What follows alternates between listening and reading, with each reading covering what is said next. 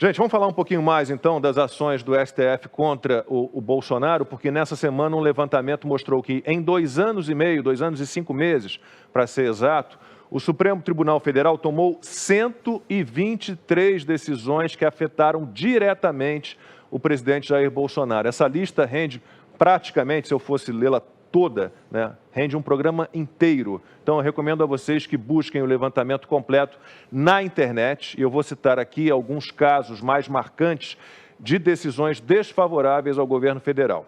Vamos lá. Em 10 de maio de 2019, a ministra Rosa Weber, ela deu 5 dias para o Bolsonaro explicar o decreto que facilitou o porte de armas. Depois teve uma outra decisão questionando a redução da alíquota para a importação de armas a 0. Bolsonaro não pode decidir sobre isso. Em 14 de abril de 2021, o plenário do STF confirmou a decisão do ministro Barroso, que obrigou o Senado a instalar a CPI da Covid, e ele foi bem rápido. Chegou a ordem do STF, ele imediatamente acatou e mandou instalar. Em 22 de maio de 2020, o ministro Celso de Mello mandou divulgar o vídeo da reunião ministerial de abril de 2020, que acabou, de certa forma, derrubando o ministro da Educação, Abraham Weintraub, mas serve, Ana, de alguma forma, para uma campanha política do Bolsonaro, porque aquele vídeo, se você for olhar a reunião inteira, é alguém ali defendendo, né, fortemente as liberdades. Se você quiser incluir aí mais algum tópico desse levantamento de 123 ações do STF contrárias ao Bolsonaro, e tem algumas contra o Legislativo também. Então, Lacombe, quando nós divulgamos essa lista, agora a revista Oeste, aí o Silvio pode até falar melhor sobre a matéria que saiu na revista Oeste na última edição, mas quando nós começamos a falar dessa lista, nos Pingos nos Is essa semana, eu pedi que as pessoas me mandassem alguma coisa também, se elas vissem, se faltou alguma coisa nessa lista. Obviamente, veio muita coisa repetida, mas a quantidade de não apenas as inconstitucionalidades, mas os links mostrando as notícias sobre as inconstitucionalidades de uma maneira geral do STF, esse número já saiu de 123, Lacombe, já está em quase 180. De inconstitucionalidades, medidas aí nada republicanas por parte do STF, com o aval das casas legislativas. Então, assim, quando no atropelo do dia a dia, tanta coisa para a gente, né, pensar, tanta notícia, quando a gente coloca em números o absurdo do que vem acontecendo no Brasil em relação ao Supremo Tribunal Federal, com interferência no Executivo, com interferência no Legislativo, é surreal, não tem como não colocar outra pauta principal no dia 7 de setembro, a não ser a defesa absoluta e irrestrita da nossa Constituição. Por isso que quando um presidente do Senado, Rodrigo Pacheco, vai até a televisão e fala que um pedido de impeachment do ministro Alexandre de Moraes não tem embasamento jurídico e que ele está ali para respeitar a Constituição, aí a gente pergunta, que Constituição? Porque parece que nós temos 11 constituições ali no Supremo Tribunal Federal e cada um decide o que é a Constituição.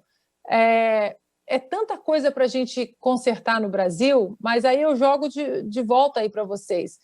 Será que vamos conseguir engatar aí uma quinta marcha num progresso como nação, não apenas como país, como nação, sem essa proteção do foro privilegiado? Porque a gente não tem accountability no Brasil, nem com legislativos, nem com o judiciário. Para o executivo a gente tem impeachment, mas a gente não tem o recall, por exemplo, como vai acontecer aqui agora na Califórnia, o recall do governador, dia 14 de setembro, no meio do mandato dele, exatamente porque não cumpriu as promessas de campanha ou também começou a governar de uma maneira, dentro da pandemia, de uma maneira bastante draconiana e bem com uma caneta bem tirânica.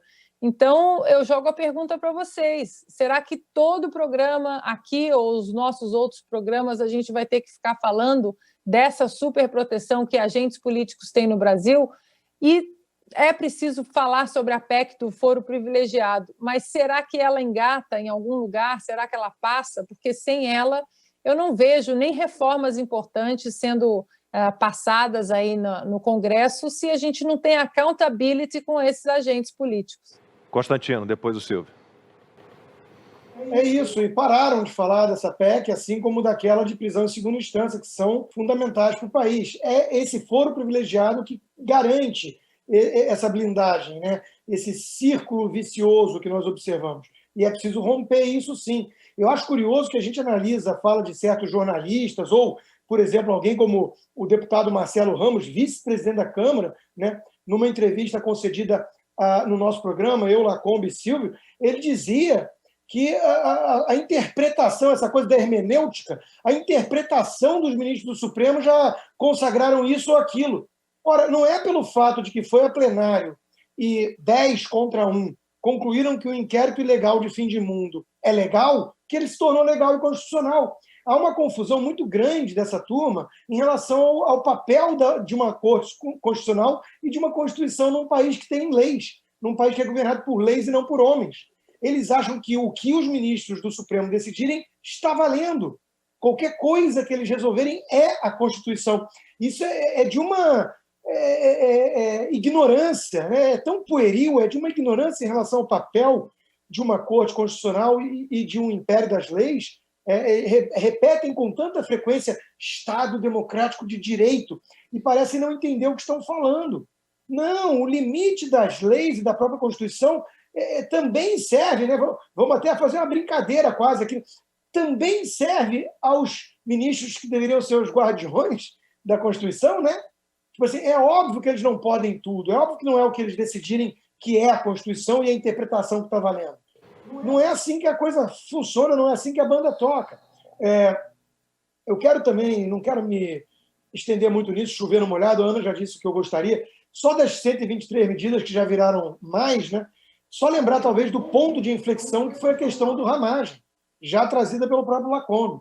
Quando o Supremo Tribunal Federal não permite que o presidente escolha um cargo de confiança e que é sua prerrogativa, o diretor-geral da Polícia Federal, nós estamos diante de uma coisa muito séria.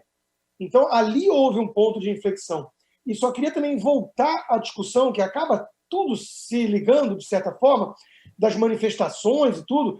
A Ana trouxe a informação do FBI, né, que concluiu não haver nenhuma conspiração, e na mídia brasileira não chegou essa informação. Eles acham que o Trump conspirou, que o que aconteceu naquele dia 6 se deve ao Trump, e porque eles projetam nos outros o que eles são. Eles acham que tudo à direita é centralizado, é um gabinete que comanda, porque os mortadelas do Dirceu agem assim, os sindicalistas, os black blocs e essa turma toda de vândalos, né?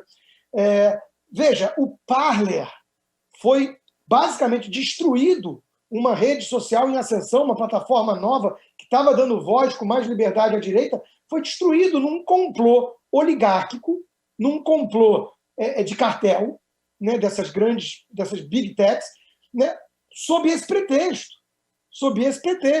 E o Trump sofreu o segundo impeachment na Câmara também por conta disso. Então, veja, aí depois a polícia vai lá e fala, não tem nada não, igualzinho a Polícia Federal com o inquérito de fake news, né? Aqui não tem nada não, enterra. Aí o ministro vai lá, enterra e no mesmo dia abre outro de ofício, igual, ipsis literis. Quer dizer, é quase um escárnio, é um desrespeito total às leis, né? Enquanto isso, fica as emissoras tipo CNN, com a imagem de destruição e depredação e incêndio atrás dos Black Lives Matter, dizendo, basicamente manifestações pacíficas, igual no Brasil, né? Não, eles estavam jogando rojões nos jornalistas, mas tudo de forma muito ordeira e pacífica, enquanto que a tiazinha do Zap, que está indo lá, angustiada, fala, pelo amor de Deus, alguém bota um freio no arbítrio, essa é golpista. E está tudo pronto nas redações. Vão catar pelo em ovo, e se não encontrarem, vão até mesmo plantar, né? Mas o inquérito mudou, né? Agora é das milícias digitais. Mudou o nome, mudou tudo.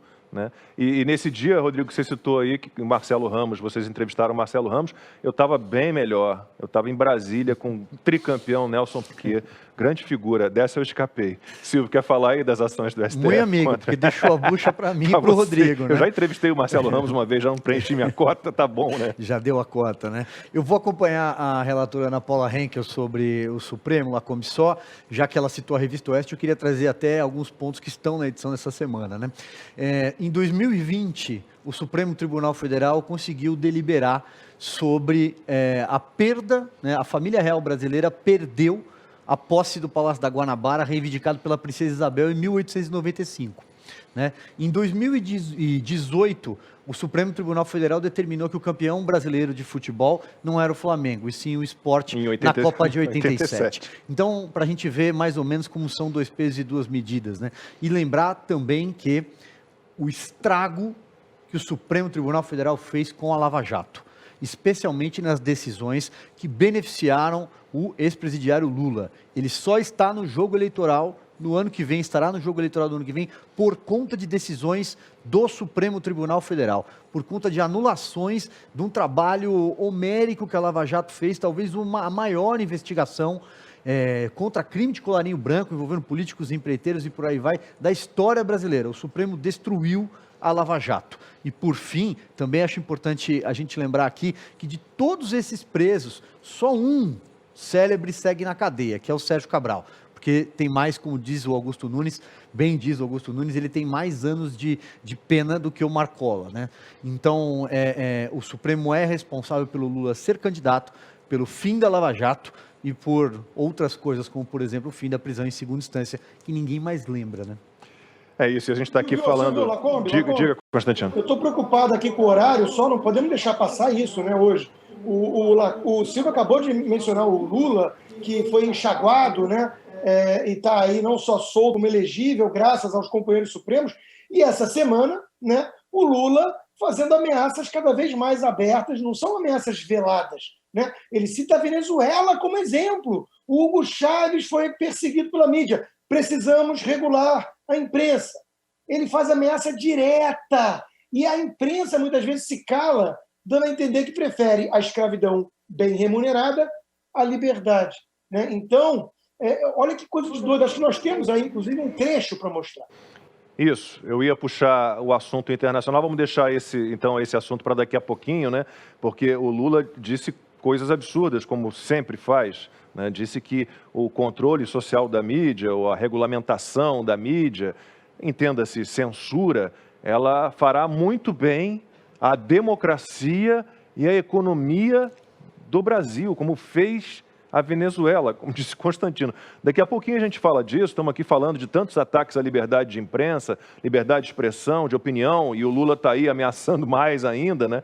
Então o recado que eu tenho agora ganha mais importância. O programa 4x4 é uma produção independente, e nós todos aqui, Ana Paula, Constantino, Guilherme Fiuza, ainda de férias, Silvio Navarro, nós temos total liberdade editorial e de opinião, mas nós precisamos do seu apoio, então seja um apoiador oficial do programa 4x4 e se você quiser estar ainda mais perto de nós, pode se tornar um apoiador premium, com acesso a uma comunidade exclusiva e a conteúdos também exclusivos. Tudo isso pelo nosso aplicativo. Acesse agora programa4x4.com e faça parte dessa comunidade. Seu apoio é muito importante. E tem também aí na tela o QR Code, né, para você nos ajudar a manter a nossa opinião independente, contribuindo com o projeto do programa 4x4.